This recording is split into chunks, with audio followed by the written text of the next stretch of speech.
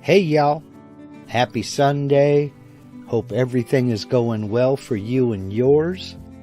This is the portion of the show where we let YouTube send out the notifications via social media, let folks know that the broadcast is getting ready to start.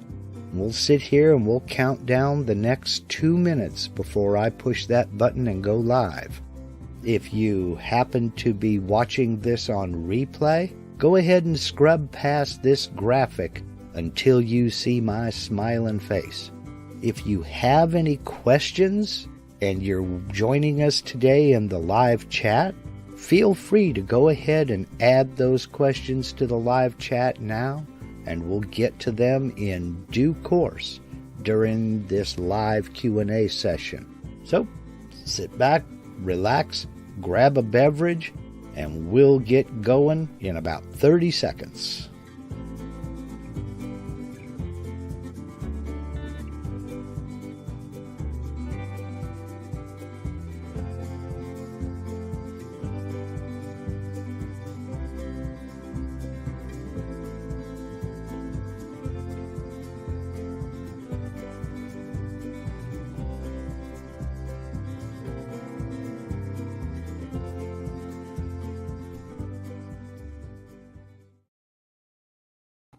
Hey y'all, happy Sunday. I apologize for running a little bit late. I put my attention on something else for just a couple seconds, looked down at the clock and went, oh no! Sorry about that. Hey, it happens sometimes. That's just my brain. This is my brain on mark. It's squirrel, you know. So anyway, welcome aboard. Happy Sunday. Hope everybody is doing well today. Hope you got a little bit of shop time. Hope you had too much fun. To address the elephant in the room, I was going to start broadcasting from the shop shed, and my pop filter's right there. There we go. Get that out of the way. I was going to start broadcasting from the shop shed today, and it was about 10 minutes till showtime. It suddenly struck me, wait a minute, I don't have the file from today's video on the laptop out there. So I ran around, scrambled, found my thumb drive and got it plugged in, and I transferred the file over. And just as I was about ready to stand up, I said, oh, wait a minute. I don't even have a Spire on that laptop. So here we are. Because there's a couple of questions specifically about today's video. And I need to bring up the file and show the file so I can address those questions. So what can I say? If Dave Gatton is out there, I know he's going to be jumping in the comments going, that ain't the shop shed. You're observant and you are right. Next week, I will be out in the shop shed. So that's that's the name of that tune. The reason I don't have a Spire on that laptop out there, I don't use that laptop at all, really. I used it when I was in real estate, but after retiring, I just don't use it very much.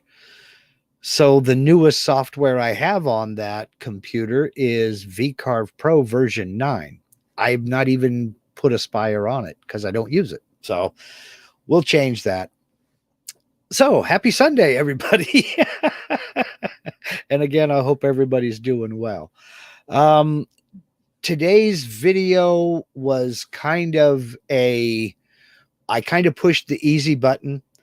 It's a subject that I've wanted to talk about quite a bit, and that is using Scrollsaw patterns for V-carving and for profile cutouts and things like that. And I also wanted to introduce some folks to Charles's website, because the man is an absolute artist when it comes to this. I mean, he hand draws all of his patterns and then scans them into the computer and then backfills them with either black or gray. He used to use black. Now he uses a darker gray. And I mean, he's got some very, very detailed stuff over there. And it's just kind of putting the idea out there that you're not limited to things that are specifically designed for the CNC router, that you can take ideas from other places like scroll saws or band saws or marquetry or what is it called? I can't think of the name of it. Not marquetry. There's another name. I can't think of it right off the top of my head. Taking different colors of woods of various thicknesses and assembling a piece out of intarsia. I couldn't think of the name. Intarsia patterns work well also. And there are literally thousands of sources of all of those patterns out there. So if you are artistic, by all means, go for it. Do the patterns yourself. But if you're like me and you don't have an artistic bone in your body, then you kind of do have to rely on pre-established patterns and just go for the gusto from there. I mean, it's absolutely up to you. I know I've preached a lot about design your own designs, but there are some times where it really is advantageous to go ahead and use somebody else's pattern. And the project that I did is a prime example of that. There's no way I could have drawn that OH-58 helicopter. I'm just not that artistic. So, David Williams, you are absolutely awesome. Thank you very much for that super sticker. I appreciate it more than you'll ever know. Thank you. So with all that being said, the idea was to basically kind of expand folks' horizons and to look at those other sources. And Charles is a friend of mine, and I figured, I'd ask him if I could show his website and kind of promote his website and use one of his patterns that I purchased. And he was gracious enough to say, yeah, go for it. And I saw that helicopter and said, I'm going to carve that and I'm going to hang it up in the shop shed. Now, I haven't carved it yet because I've been working on the shop shed, but I will be carving that pattern. I'm going to add a couple of other things to the overall design. And then I will carve it and I'll hang it up on the wall out there. I got plans to hang a bunch of stuff out there. It's not just going to be bare walls. So we did have a question up here about the pattern. Let's see. It was Bill Stauffer said, will you have to do any node editing in the area of the rotor drive / transmission, or do you think that'll carve okay? Well, let me bring it up and we'll address that. Let's see, share screen. And I need to get me a stream deck for this. And boom, there it is. If you're referring to this area up here, that's going to carve just fine. Now, I said in the video that, let's see, what was the depth on that? The depth of that was 0.1. I said that may be a little deep, and looking at this, I think it might be. I might back that off to 0.08, but and maybe 0.075. I'm not sure yet, but it should carve just fine. The way these patterns are drawn, what he does is he looks for the difference between dark and light, and he highlights that detail. So when you have up here, the main rotor hub, the mast, and the pitch change links, and then the blades and everything, it's all going to work out okay because, again, it's not a super huge project. You're just getting the indication of you've got shadow from the bottom side of the main rotor blade, but you don't have a detail of the top of the main rotor blade. You've got a little bit of a shadow line right there from the main rotor hub, but that's about it. Back here, you have there's a horizontal stabilizer that sticks out like short wings, and you don't have the detail of that horizontal stabilizer, but you do have the indication of the end right here. And it ends kind of abruptly towards the back, and then there's the tail rotor. So it's not extremely detailed. You have that indication. And the fine lines are going to carve just fine. But I think I am going to go with a shallower cut. I don't think I will cut it this deep. I think 0.1 is too deep to carve this pattern. So I hope that answers your question there. But the individual vectors themselves, they won't be a problem to carve. So let's see here. David Williams scouts out. 11 RCAS, 11th ACR, just what I was looking for. What was the runtime on a pattern such as this? Depends on several things. Depends on your machine, depends on your material, depends on your bits that you're going to use. Figure probably an hour to possibly up to an hour and a half. Different strokes for different folks. It also depends on your pass depth, how many passes it needs to make to carve everything out, the bits that you use. It could be, if you've got a nice, stiff, sturdy machine, you could do it in as little as 30 to 40 minutes. On a small home hobby machine, it could be an hour to an hour and a half. So it's just a matter of, there are so many variables. I can't really give an accurate runtime for my machine and my setup.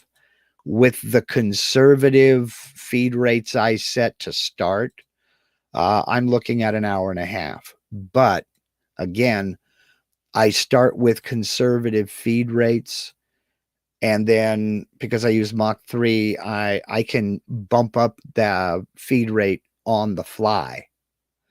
And I start at 60 inches per minute, but I may finish at 120. It just depends on how the material is cutting with the bits that I'm using. So, that's about the best I can say. Jeff, Woody Wan says coloring books also provide a large source of line art. Yes, they do. The thing about any of these, as a matter of fact, coloring books, Scrollsaw Patterns, things like that, is you have to look at the license agreement. Now, Charles is of the opinion that make as many as you want and sell them. Go for it. When you buy his pattern, you can make as many as you want and sell them. Coloring book publishers may not be that forgiving. So you do have to watch out for copyright. But then again, some of the publishers really don't care. And if you look in some of like the magazine patterns and things like that, let's see, American Woodworker or Better Homes and Gardens Wood, something like that, their patterns are the same. They're basically, if it's their pattern and not a third-party pattern that they give you, it says right up front in the copyright statement for the magazine, make and sell as many as you want. If it's their pattern, if it's a third party pattern, like a guest designer or something like that, then you got to deal with them. That's a separate issue. But yeah, coloring books are also a good source. You just kind of have to be careful. So let's see. Let me go back up here towards the top. There were a couple of other questions on off-topic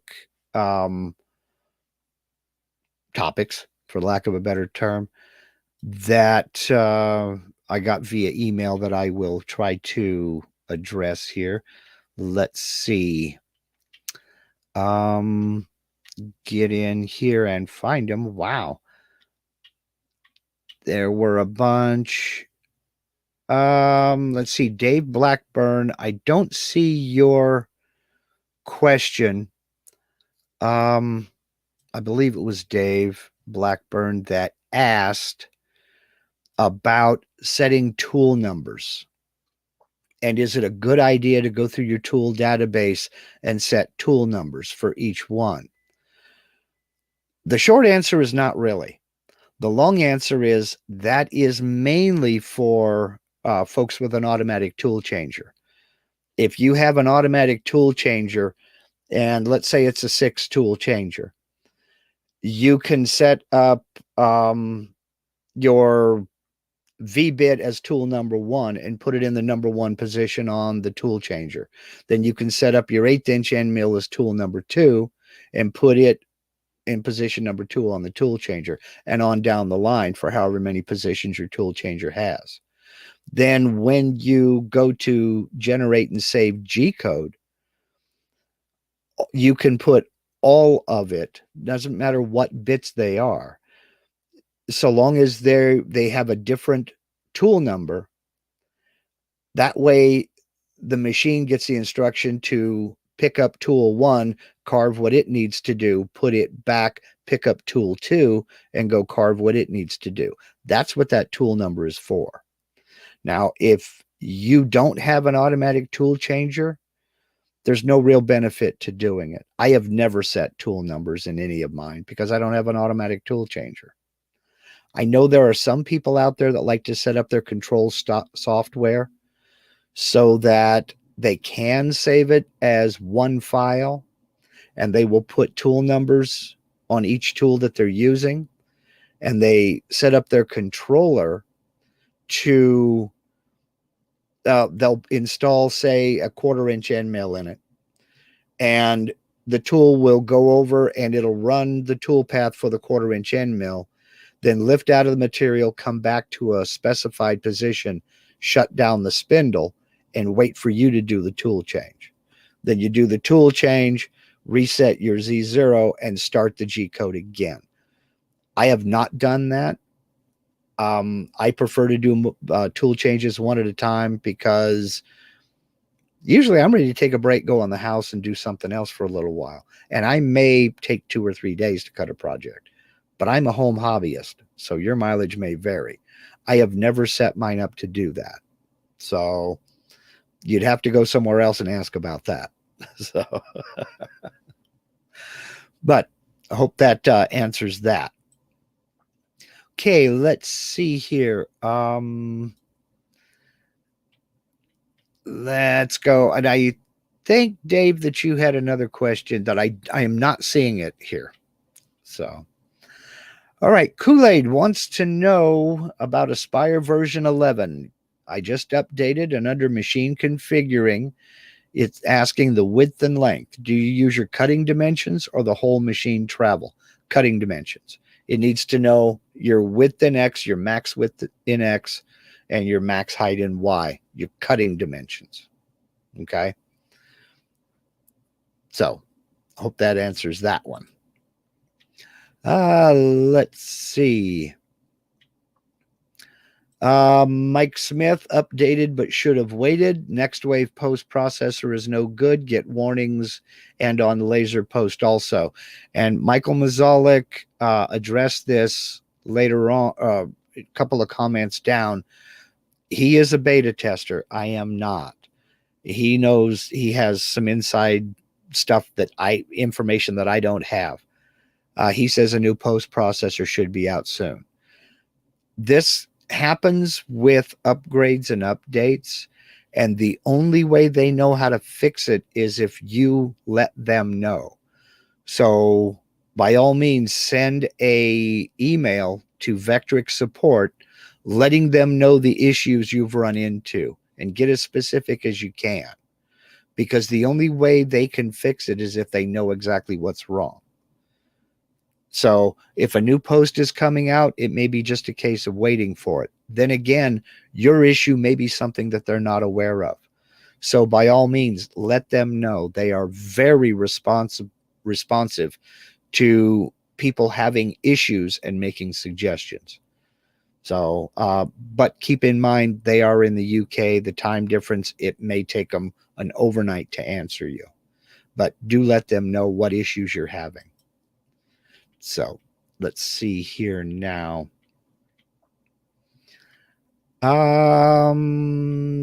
Let's go. Yeah, see, I knew I was going to cheese Dave off. He's here for the shop tour. Well, I don't know if you heard me at the very beginning, but this is a follow-up Q&A for the video I released this morning.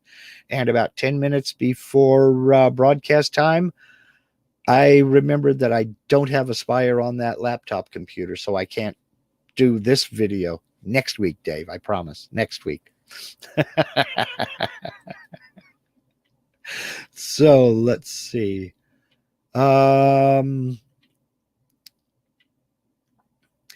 Let's see. Steve Russell. I'd rather have a OH6 and a UH1. Yep, I'm that old. Not all that old, actually. Take a look around at his website. He might have a Loach and a Huey, but I'm not sure. So I would take a look around. And Charles does custom patterns. So reach out to him, tell him what you need. I mean, you know, and that's just helping my buddy out. That's just giving my buddy a plug. But I would look for the LOH6 and the UH1H.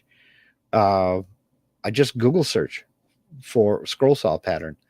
And if they don't have them, reach out to Charles. He does do custom patterns. And specifically, if you want a custom pattern, you can have it two ways. One is he will not sell it on the site at all. It's yours and yours alone. Or it can be made public for other people to purchase. So just ask. But that choice is yours. Okay, let's see. Okay, Percy Kuka says, of late been getting a lot of carving orders. My CNC has a 3 kW spindle. I need to know, for example, if carves using a 3 millimeter table ball nose, what would be the plunge to get close to perfect finish? Plunge rate on a 3 millimeter. Let's see. I don't, right off the top of my head, don't remember what 3 millimeter is. And this is one of those in metric versus imperial. Okay, not quite a 1/8 inch ball nose. The plunge rate, if you're doing a roughing tool pass first, you can bump your plunge rate up to the same as your feed rate if you're doing a roughing tool path first. If you're not doing a roughing tool path first, experiment.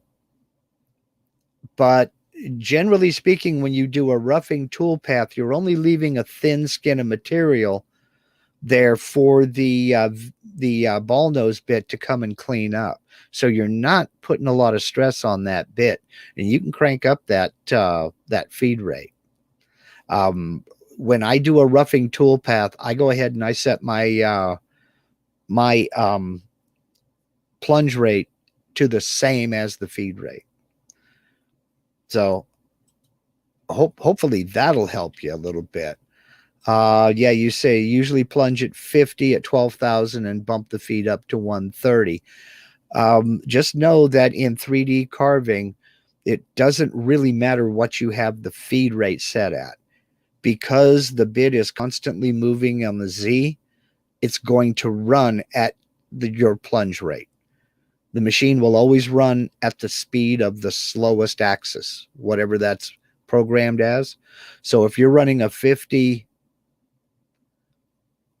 plunge rate, that's what it's cutting at. The 130 never enters into it. So, okay, let's see. I hope that helps on that. Let's see, Paul Coffey. These machines are basically computers and don't care how much time you take. No, they don't. They don't. But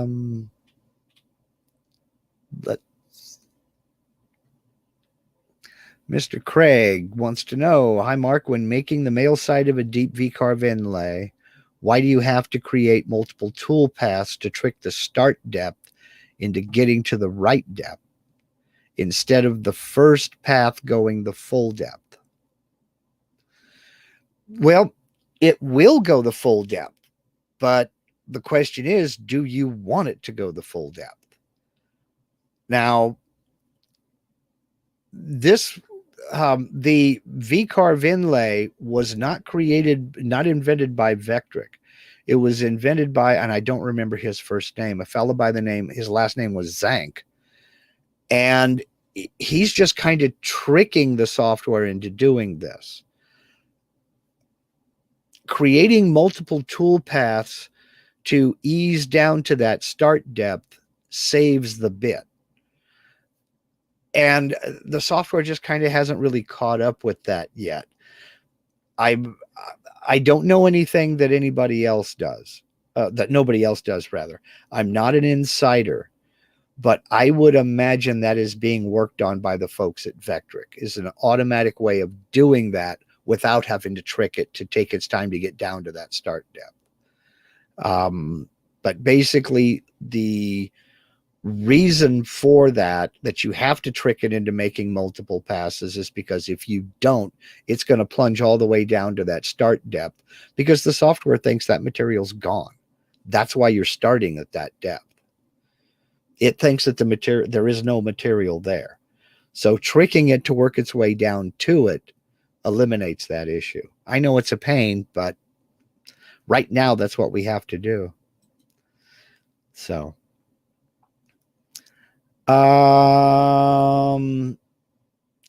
is that Ed Ayers 315? That's something you could explain, how to add Aspire to another computer. Like you, I have my main laptop, then a shop computer.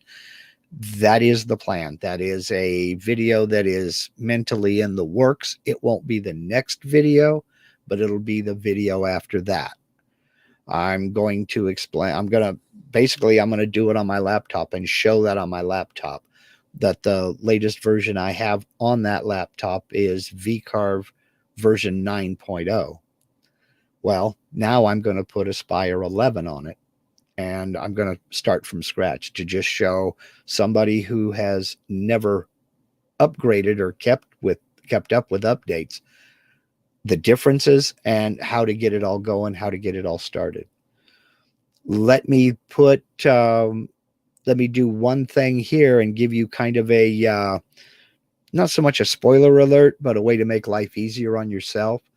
And that would be to go over to Vectric's YouTube channel, or even just go into help and then the video browser from within the software and look at how to put your tool database on the cloud. Because that way, when you do go to install it, you can just download that tool database from the cloud and it's done. It transfers all the settings. So just go to help, open video browser, and look for that video in there on how to put your tool database on the cloud. That's part of your V & Company account. And that stores all that information. So if you have a hard drive crash or something like that, you're not scrambling to add tools. So Okay, let's see. Steve Greer, do you have a source for an XYZ Edge Finder script? Not anymore. I used to, but the person who created the screen set that I use no longer, he pulled that entire thing down, scrapped the whole thing, and he's moved on with life. It's no longer available. I apologize. Not anymore. Let's see.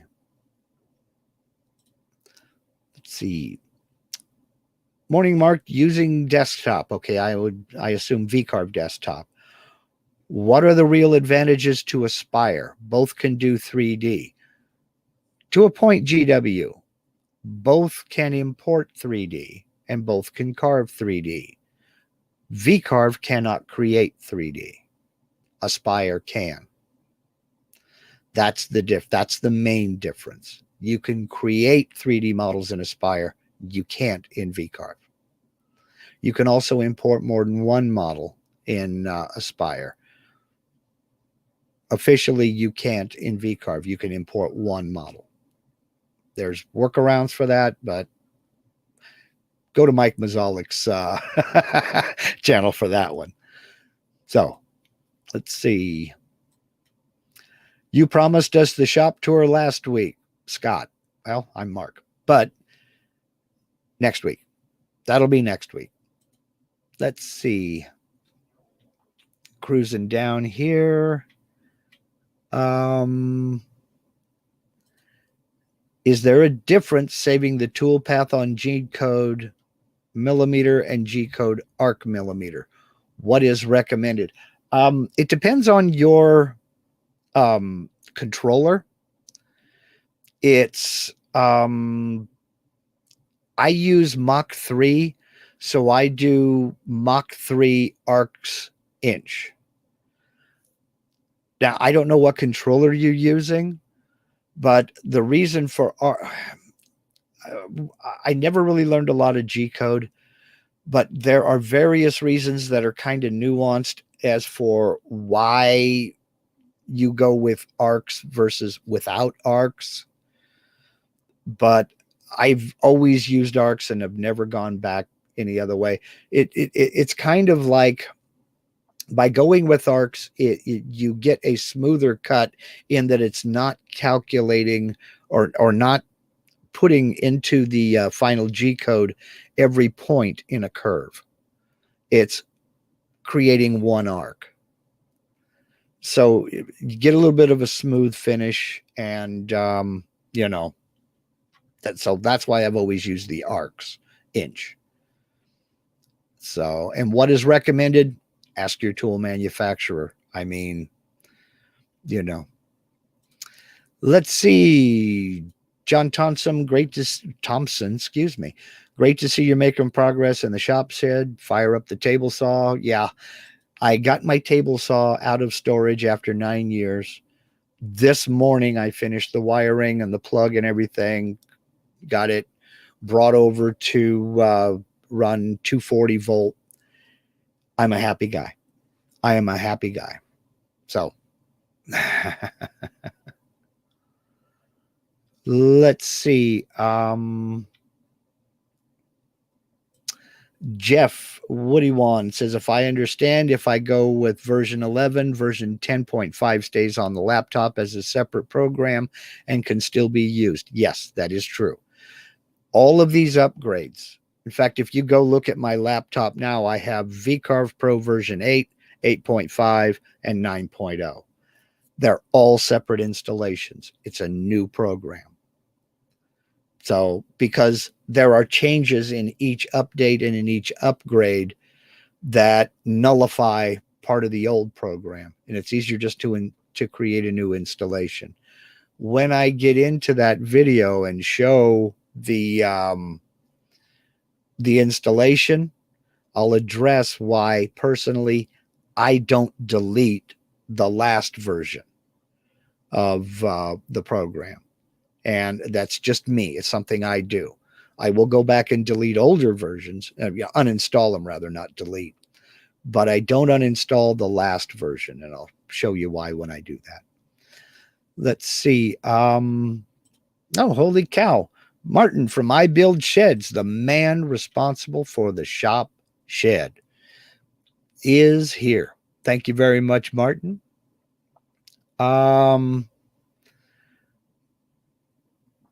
Let's see. He wants to know, moving into the shop already? No, I am not moving into the shop already. I had planned on broadcasting this live stream from the shop, but information mess up basically is what it was. And I needed to get onto Aspire, and I don't have it on the computer out there. I still have to sheathe the walls, prime and paint them, then lay down the floor, and then I can move into the shop shed. I'm looking at the possibility of the end of September. Here's hoping, fingers crossed. I mean, I've been working on this for too long. Okay, let's see. I got a question from Norm Peterson. Are you going to be able to get to my email question? Yes, I'm going to jump on it right now. And that was, he has, and this came via email. That's why I'm not highlighting his question right now. He has a project where he has some trees and that's a 3D model, and a camper, and he's setting it up so that he's 3D modeling the trees, but the camper is sitting in front of the trees, and he doesn't want the trees to show through. So I had to ask him, are they both 3D models? To which he said no. So there are a couple of ways you can go with this, Norm. Let me get back over here to you and share my screen. That's one of the reasons why I was late, because I was working with this and playing with it to get it to do what I wanted it to do. We'll jump in here. And what I did was I went to the clip art of here in Aspire. And yes, I'm showing this on version 10.5. I'm not on 11. I do have it. I'm just not using it for this demonstration. And I've got the trees, and I made this vector represent the trees, or represent the camper. Now, there are a couple of ways of going about this. One is, see, I don't know if you want an abrupt edge here. And what I mean by that is, in the 3D view, if you want that to be a standing platform like this, where you can then V-carve the camper into it, or if you wanted that removed as well. Now, there's a couple of ways of doing this. You can use level clipping, create the vector of the outline of the camper, and then clip the level, clip this model so that this area where the camper sits is carved out and to the same level as the background.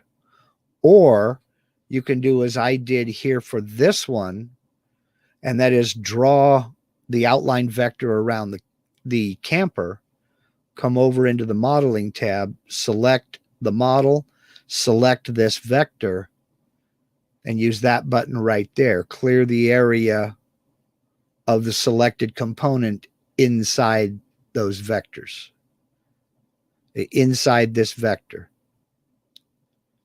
So that's going to leave kind of a platform standing here. So I don't know if that's what you want, or if you wanted this area machined out. The problem is, if you machine this area out, you're going to have an edge, a ridge right here, where the grass and then the trees are standing proud of this area in here. Does that make sense? Now, this is rather abrupt. Like I said, what I could do is I could bring up the model position in this model and kind of blend it in a little bit better, like maybe make these edges right here, bring it up closer to the top surface. But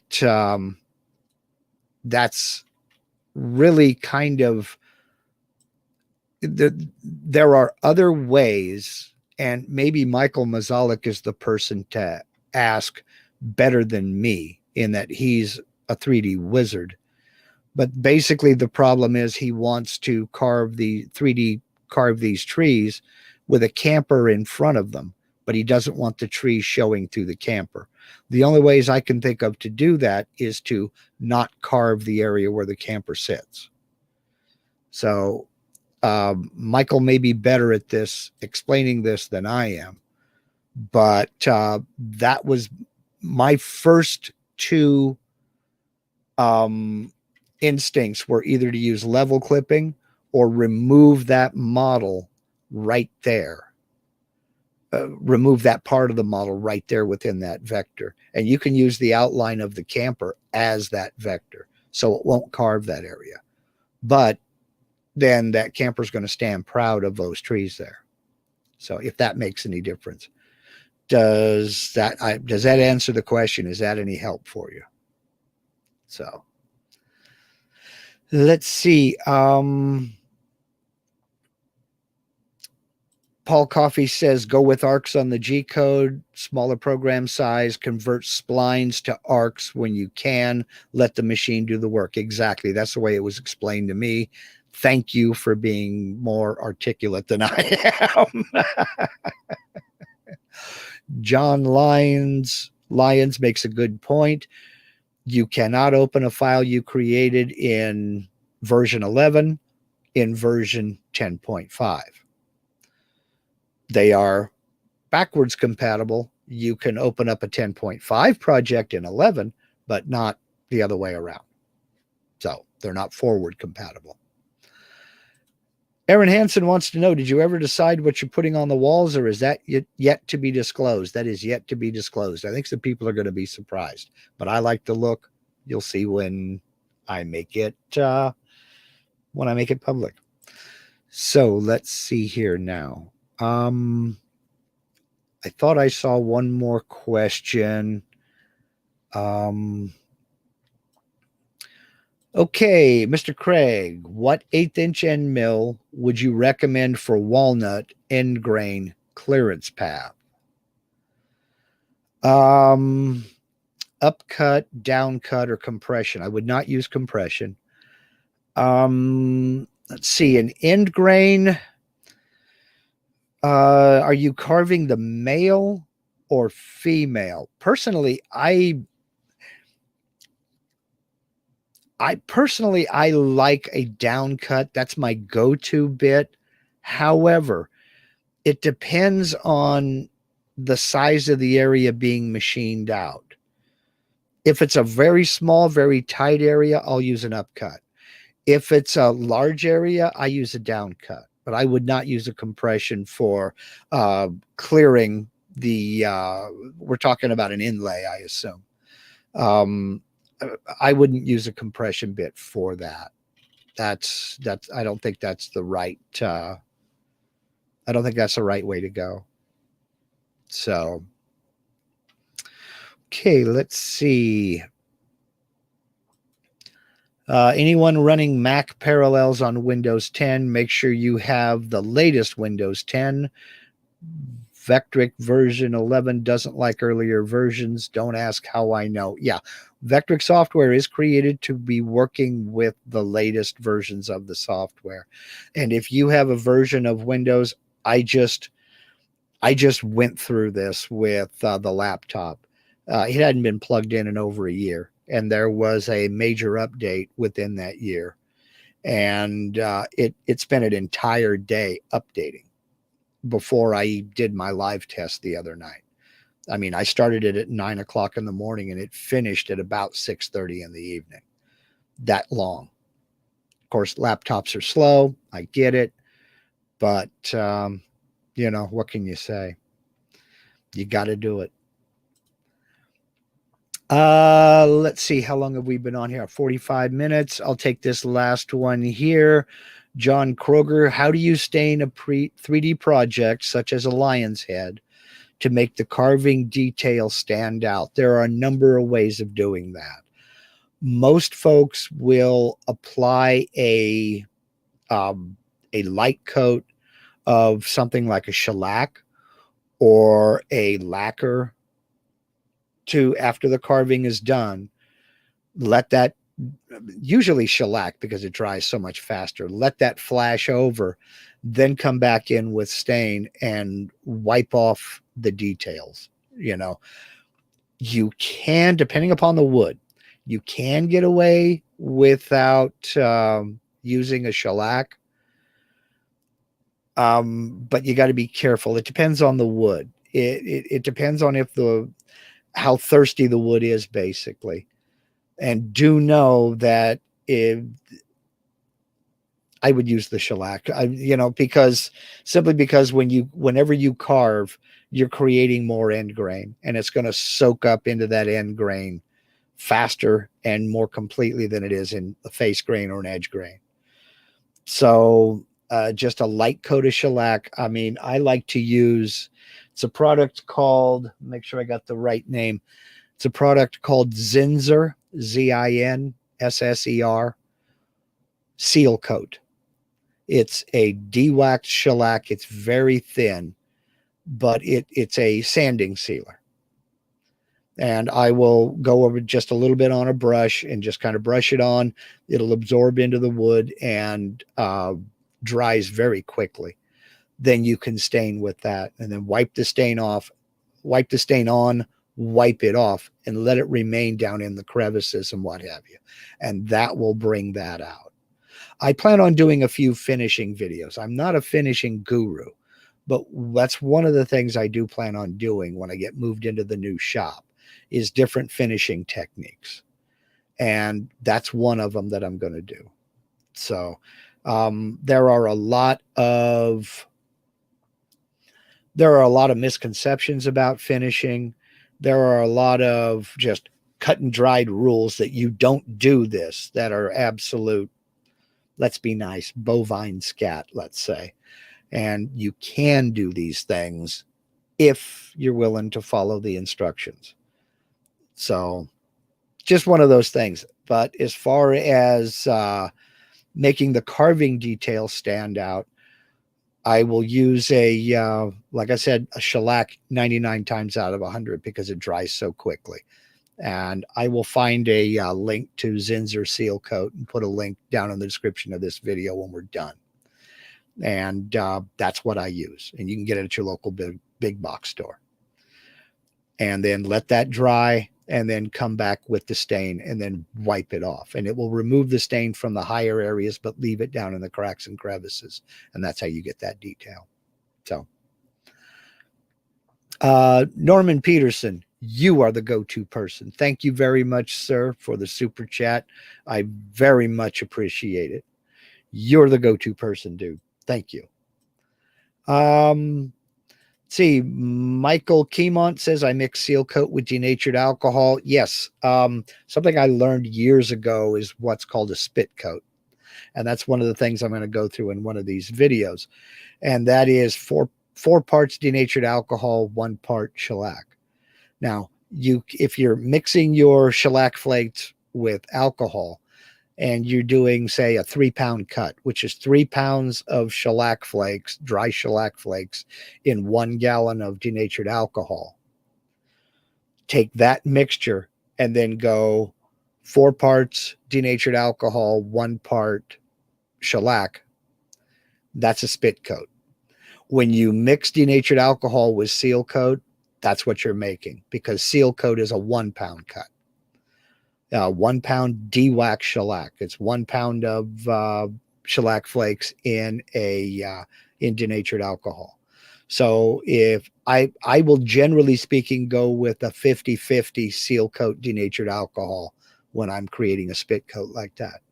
And it works like a champ. I use it on just about everything, unless it's going to be an oil finish, like True Oil or Tongue Oil or something like that. And I do love True Oil, but that's another finishing video. So, Hand rubbed oil finishes are gorgeous, but oh my gosh, are they work. So be careful what you wish for and be careful what project you decide to do a hand rubbed oil finish.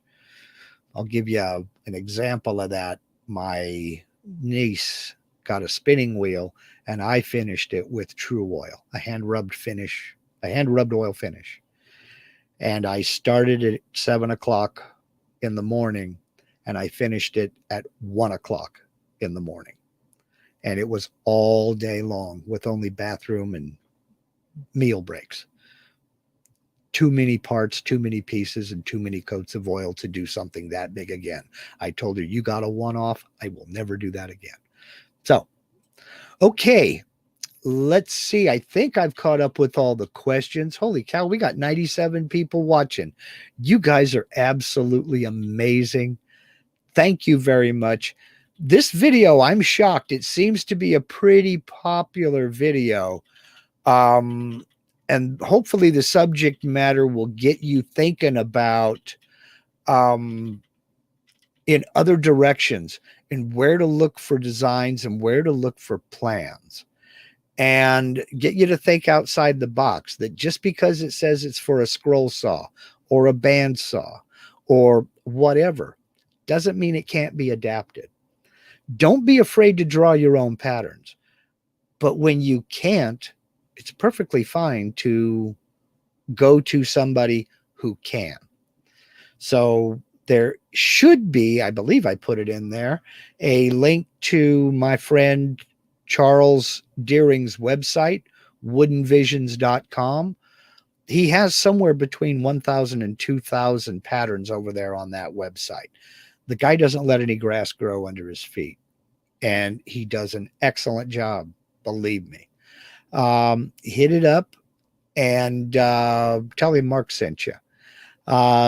John Thompson, say congrats to the wife on her shawl. Yes, she entered some of her hand spinning, hand weaving in the county fair here in Jackson County Fair here in Southern Oregon, and she took home for one piece, for one shawl, she took home first place in that class. She took home division champion in hand spun, hand knit, and then she took the division grand champion for all of the hand spun categories. So 3 humongous ribbons, 3 first place prizes for that one project, and it was a killer project. So congratulations, Linda. Also, she is a bagpiper and she does compete. She took second place in her Western Bagpiping Association competition. Which is second place. I believe it was in the 6-8 or was it in the 2-4? Tell me again, baby. She's out there in the crowd. Her first second place performance, and I'm really, really proud of her. She's been working hard on a lot of this stuff. So congratulations to you.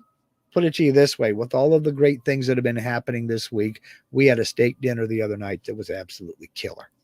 So I do hope you will join me in, it was in the 6-8 March. Okay.